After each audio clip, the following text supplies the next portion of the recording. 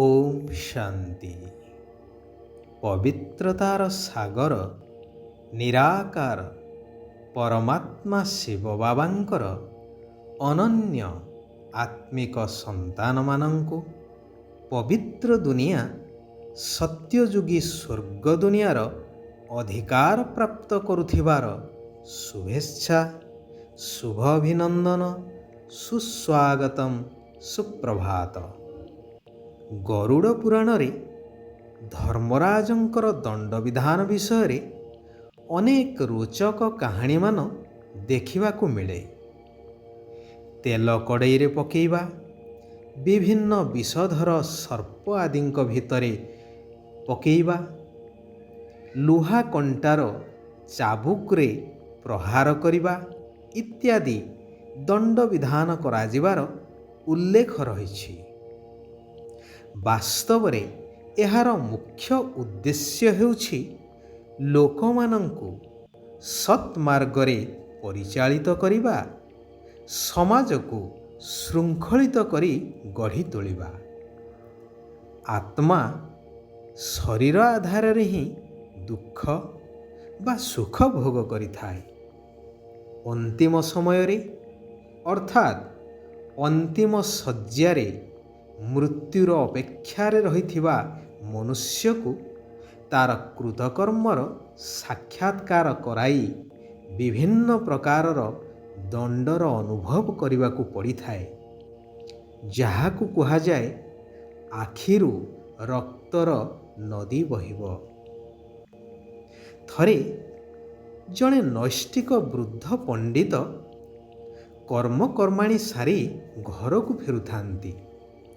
ବାଟରେ ନଦୀ ପାଖରେ ନିଜର ପୁଟୁଳିଟିକୁ ରଖି ଶୌଚ ହୋଇ ଫେରି ଦେଖନ୍ତି ତ ମାଙ୍କଡ଼ଟିଏ ତାଙ୍କ ପୁଟୁଳିକୁ ଖୋଲି ଖାଇବାରେ ଲାଗିଛି। ଏହା ଦେଖି ପଣ୍ଡିତ କ୍ରୋଧିତ ହୋଇ ତାଙ୍କ ଲାଠିଟିକୁ ମାଙ୍କଡ଼ ଉପରକୁ ଫିଙ୍ଗିଲେ। ଯୋଗକୁ ଲାଠିଟି ମାଙ୍କଡ଼ର କାନ ମୁଣ୍ଡରେ ବାଜିଲା ଏବଂ କିଛି ସମୟ ପରେ ମାଙ୍କଡ଼ଟି ମରିଗଲା। ପଣ୍ଡିତ ପୁଟୁଳିକୁ ଧରି ଘରକୁ ଫେରିଲେ। କିଛି ଦିନ ବିତିଗଲା ପରେ ପଣ୍ଡିତଙ୍କର ମୃତ୍ୟୁ ହେଲା। ନୈଷ୍ଠିକ ବ୍ରାହ୍ମଣ ଜୀବନ ସାରା ଭଲ କାର୍ଯ୍ୟ କରିଛନ୍ତି, ତେଣୁ ଦେବଦୂତ ଆସିଲେ ତାଙ୍କୁ ନେବା ପାଇଁ। କିନ୍ତୁ ଦେବଦୂତ ତାଙ୍କୁ ନେବାକୁ ଉଦ୍ୟତ ହୁଅନ୍ତେ ଯମଦୂତମାନେ ମଧ୍ୟ ଉପସ୍ଥିତ ହୋଇଗଲେ। କହିଲେ, ଆପଣମାନେ ତାଙ୍କୁ ଆମକୁ ଦେଇ ଦିଅନ୍ତୁ। ତାଙ୍କୁ ଯିବାକୁ ପଡ଼ିବ ଆମ ସାଥିରେ ଧର୍ମରାଜଙ୍କ ପାଖକୁ। ଦେବଦୂତ ନିଶ୍ଚିନ୍ତ ହୋଇଗଲେ ଯେ କି କେଉଁଠି ନା କେଉଁଠି ୟାଙ୍କର ତ୍ରୁଟି ରହିଛି, ତେଣୁ ଧର୍ମରାଜ ନେବା ପାଇଁ ଦୂତ ପଠାଇଛନ୍ତି ଏବଂ ସେମାନେ ସେଠାରୁ ଚାଲିଗଲେ। ପଣ୍ଡିତଙ୍କୁ ନିଆଗଲା ଧର୍ମରାଜଙ୍କ ପାଖକୁ। ମାଙ୍କଡ଼ ମାରିବା ଅର୍ଥାତ୍ ଜୀବହତ୍ୟା ଅପରାଧରେ ତାଙ୍କୁ ଅନେକ ଦିନ ନର୍କ ଯନ୍ତ୍ରଣା ଭୋଗ କରିବାକୁ ପଡ଼ିଲା। ଯାହା କଥିତ ଅଛି କି ପଣ୍ଡିତ ପୁଅ ମାଙ୍କଡ଼ ମାଇଲେ ଦୋଷ ନାହିଁ, ତାହା କେବଳ ଏଇ ବସ୍ତୁବାଦୀ ଦୁନିଆର ରୀତିନୀତି ପର୍ଯ୍ୟନ୍ତ ସୀମିତ। କିନ୍ତୁ ଧର୍ମରାଜଙ୍କ ପାଖରେ କେହି ବି ମୁକୁଳି ପାରିବେ ନାହିଁ। ସେ ସାଧାରଣ ଜୀବଟିଏ ହେଉ ବା ମହାନ ପଣ୍ଡିତ ହେଇଥାନ୍ତୁ, ସମସ୍ତଙ୍କୁ ଦଣ୍ଡ ଭୋଗ କରିବାକୁ ହିଁ ପଡ଼ିବ ଯିଏ ଦୋଷୀ। ସେଥିପାଇଁ ନିରାକାର ପିତା ପରମାତ୍ମା ଶିବ ବାବା କହୁଛନ୍ତି, ହେ ମୋର ଆତ୍ମିକ ସନ୍ତାନଗଣ, ଶ୍ରୀମତ ଅନୁସାରେ ପବିତ୍ର ହୁଅ, ତେବେ ଧର୍ମରାଜଙ୍କର ଦଣ୍ଡରୁ ମୁକ୍ତ ହୋଇଯିବ। ଯଦି ହୀରା ସଦୃଶ ସ୍ୱଚ୍ଛ ଚମକଦାର ହେବା ପାଇଁ ଚାହୁଁଛ, ତେବେ ମୁଁ ଯେଉଁ ଆତ୍ମଜ୍ଞାନ ପ୍ରଦାନ କରୁଛି ତାହାକୁ ପାନ କରିଚାଲ।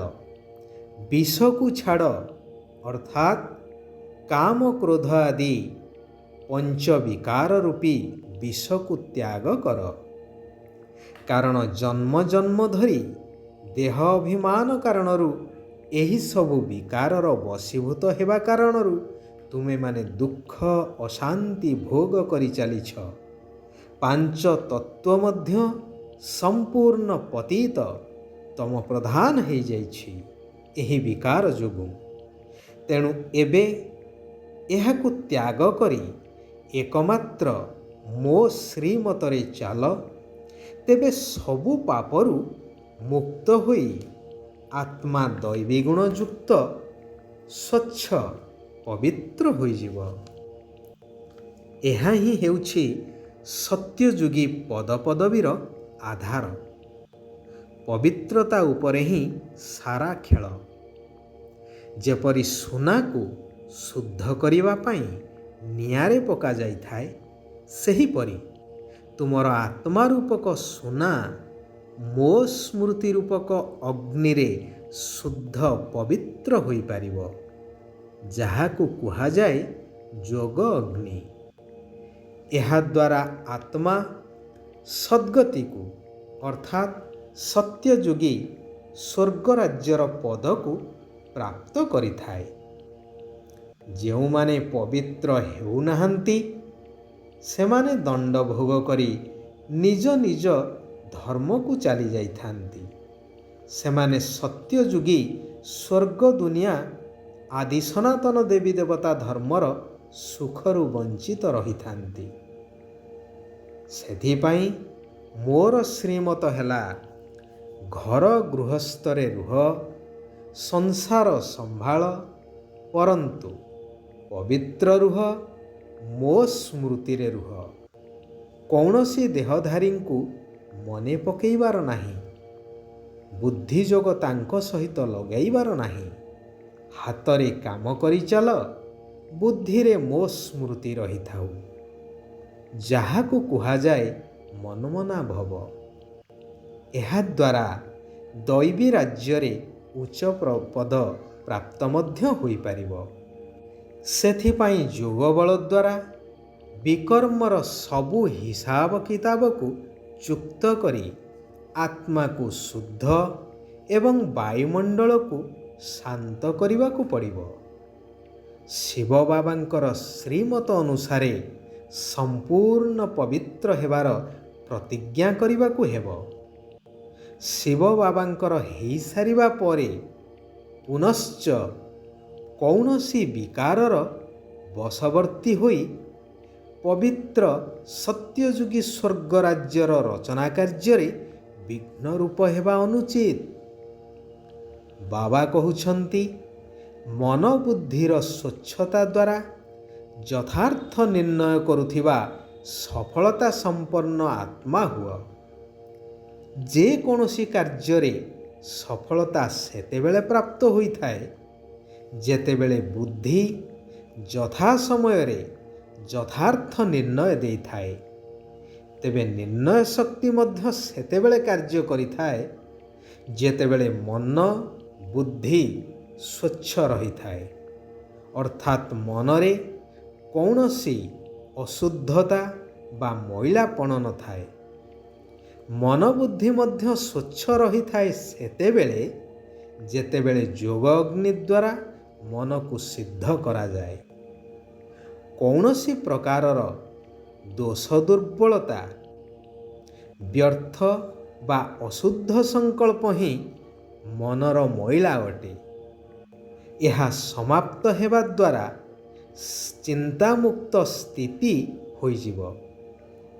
ଚିନ୍ତାମୁକ୍ତ ସ୍ଥିତି ହିଁ ପ୍ରତ୍ୟେକ କାର୍ଯ୍ୟରେ ସଫଳତା ହିଁ ସଫଳତା ଆଣିଦେଇଥାଏ। ଯଦି ସର୍ବଦା ଶ୍ରେଷ୍ଠ ଏବଂ ଶୁଦ୍ଧ ସଂକଳ୍ପ ଜାଗ୍ରତ ରହିବ, ତେବେ ବ୍ୟର୍ଥ ସ୍ୱତଃ ହିଁ ଦବିଯିବ, ଅର୍ଥାତ୍ ସମାପ୍ତ ହୋଇଯିବ। ଆଚ୍ଛା, ଆଜି ପାଇଁ ଏଇଠାରେ ଆମେମାନେ ବିରାମ ନେବା। ଆସନ୍ତାକାଲି ପୁନଶ୍ଚ ଆମେମାନେ ଏକତ୍ରିତ ହେବା ସେହି କଲ୍ୟାଣକାରୀ ପରମାତ୍ମାଙ୍କର ଆଉ କିଛି କଲ୍ୟାଣକାରୀ ମହାବାକ୍ୟକୁ ଚିନ୍ତନ ମନ୍ଥନ କରିବା, ଆଲୋଚନା ମାଧ୍ୟମରେ ନିଜ ଜୀବନରେ ଧାରଣା କରିବା। ସାରା ବିଶ୍ୱର କଲ୍ୟାଣ କାମନା କରି ନିଜର ଉନ୍ନତିର ଚିନ୍ତା କରି ବିଶ୍ୱ ପରିବର୍ତ୍ତନର କାର୍ଯ୍ୟରେ ନିଜକୁ ସହଯୋଗୀ କରିବା। ଓମ୍ ଶାନ୍ତି, ଓମ୍ ଶାନ୍ତି, ଓମ୍ ଶାନ୍ତି।